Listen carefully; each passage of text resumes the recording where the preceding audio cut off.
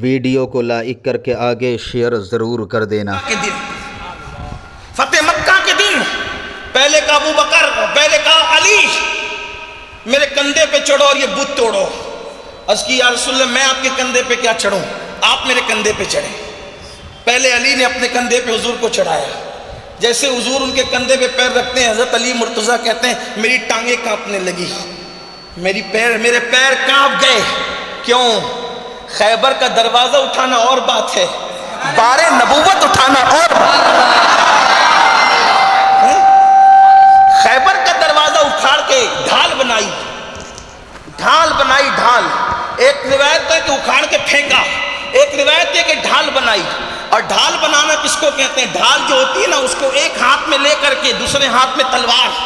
علی ڈھال بنا کر کے خیبر کے دروازے کو لڑ رہے ہیں، اور جب اس کو اٹھا کر کے پھینکا تو اس کو 40 آدمیوں نے بعد میں اٹھایا، اور علامہ نقی علی خان امام المتکلمین کے قول کے مطابق 70 لوگوں نے مل کے اٹھایا۔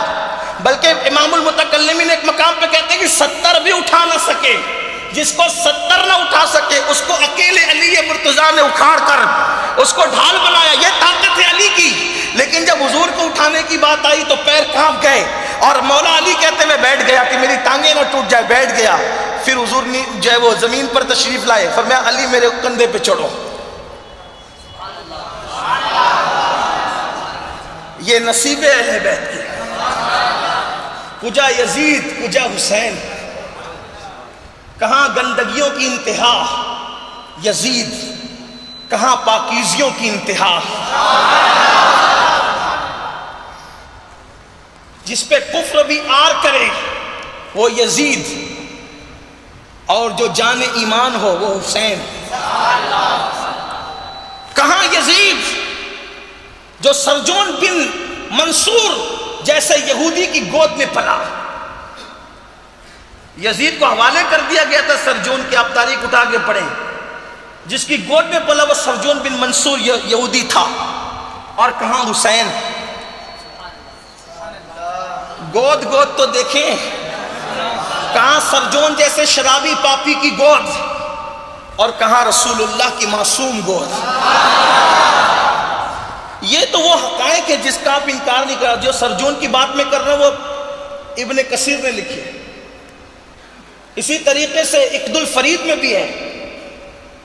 اسی طریقے سے میں سمجھتا ہوں کہ جتنے لوگوں نے کربلا لکھا اس نے سرجون کا ذکر ضرور کیا جس کی گود میں یزید پلا۔ اگر صحابی کی گود میں پلا ہوتا تو اتنا کمینہ نہیں ہوتا، لیکن ان کی مصروفیتوں نے یزید کو وہ گود نصیب نہ ہوئی، وہ یہودی کی گود میں حالات ایسے بن گئے تھے، پڑ گیا ادھر۔ سرجون اس کو پالتا رہا، جس کو تفصیل پڑھنا ابن کثیر کی طرف جائے ادھر پڑھے۔ لیکن اتنا کہتا ہوں، کیا نصیب اہل بیت کے رسول اللہ نے اپنے کندھوں پہ علی کو سوار کیا۔ مولائے کائنات کہتے ہیں میں جب حضور کے کندھوں پہ چڑھا تو ایسا لگتا تھا میرا سر آسمان کو چھو رہا ہے، اتنا بلند ہو گیا میں، ایسا لگتا تھا میرا سر آسمانوں کو چھوتا ہے۔ یہ مقام ہے علی مرتضیٰ حسن حسین کے بابا کا، حسنین کریمین کے بابا کا۔ آپ غور کریں یہ شرف کس کو نصیب ہوا، یہ برکتیں، یہ حضور کی عطا ہے، جس کو جو چاہیں دے دیں۔ نبی مختار کل ہیں، جس کو جو چاہیں عطا کر دیں۔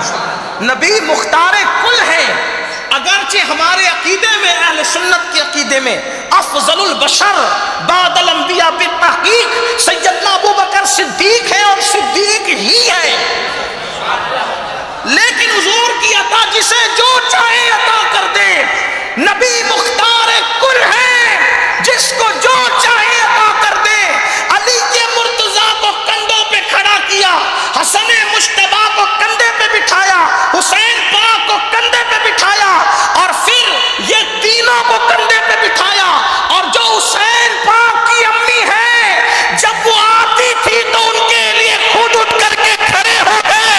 اب مجھے بتاؤ، جس کے اوپر بیٹھ جائے وہ جانور غلطی نہیں کرتا، جس کو اپنے اوپر بٹھائے یا جس کی آمد پر اٹھ کر کے کھڑے ہو جائے اور یوں کہے فدا کہ امی و ابی یا فاطمہ، فاطمہ تجھ پر میرے ماں باپ قربان ہو جائے۔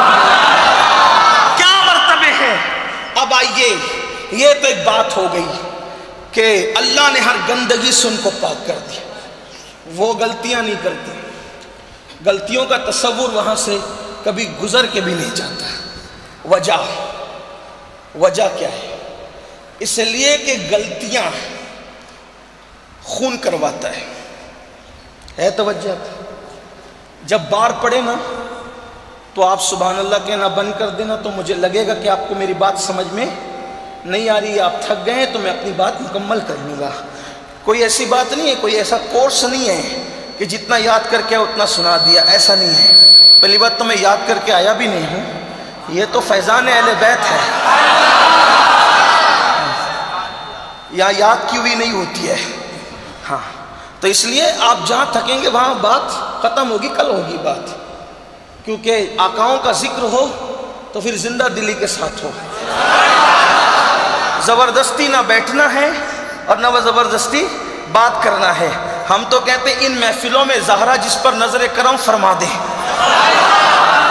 بس وہی لوگ آتے ہیں، وہی لوگ بیٹھتے ہیں، وہی دامن بنتے ہیں۔ لوگ کہتے ہیں بی بی زہرا کی شان کیا؟ میں نے کہا لوگ یا غوث المدد کہہ کے زندگی گزارتے ہیں، غوث اعظم یا زہرا کہہ کر کے اپنی بگڑیاں بناتے تھے۔ ذرا اس سیدہ زہرا کی عظمت کا اندازہ کریں کوئی، جو حسنین کریمین کی امی ہے۔ تو عرض یہ کر رہا تھا، ایک تو یہ آپ نے بات سن لی کہ وہ ہر گندگی سے، ہر نجاست سے پاک ہے، یعنی کہ وہ جو چار نفوس ہے، ابھی وہ چاروں کی ہی بات ہو رہی ہے۔ کون؟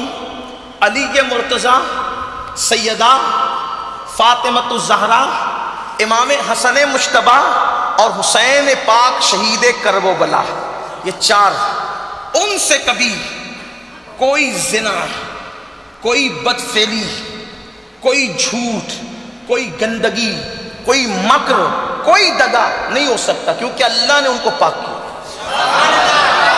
وَيُطَهِّرَكُمْ تَطْهِيرًا، ان کو پاک کیا اللہ تعالیٰ نے، ہر گندگی سے، نجاست سے پاک۔ یہ بات ہو گئی۔ اب جب اللہ نے ان کو پاک کیا تو غلطی کیوں ہوتی ہے؟ خون غلطی کراتا ہے۔ یہ تھوڑا فلسفیانہ میٹر آ گیا، خون غلطی کراتا ہے۔ دیکھو کوئی بچہ اگر بدماشی کرے نا رستے میں، یہ جا رہا ہے اس کا برقع کھینچے، وہ جا رہا ہے اس کو چڑھا دے، وہ جا رہا ہے اس کو پتھر مار دے، تو کیا کہتے ہیں؟ بڑا بدماش ہے۔ تو کوئی ادھر سے کہتا ہے خون کا اثر ہے۔ اثر کس کا ہوتا ہے؟ بچپنے میں کوئی مستی تھوڑی سکھاتا ہے، خون کا اثر۔ جیسا خون ویسا اثر، خون کا اثر ہوتا ہے۔ اب خون بنتا ہے دو چیزوں سے، ایک تو باپ کی رگوں کا خون، یہ آ جاتا ہے۔ اب وہ بڑھتا ہے روٹی سے، کھانے سے۔ بنیادی طور پہ خون کہاں سے آتا ہے؟ ماں اور باپ سے۔ باپ کا خون، ماں کا خون، دونوں ملتے ہیں تو بنتا ہے، توجہ کرنا، ویڈیو انسان۔ اگر اچھا لگا ہو تو لائک کر کے آگے 3-4 شیئر کلو کا ضرور بچہ کر پیدا ہو دینا۔ گیا، اب ماں باپ کا خون کا تعلق تو اب کہاں سے ڈالیں گے؟ اس میں نہیں ڈال سکتے، جو بننا تھا بن گیا۔ اب اس میں بڑھاتا کون ہے خون؟ روٹی، اناج۔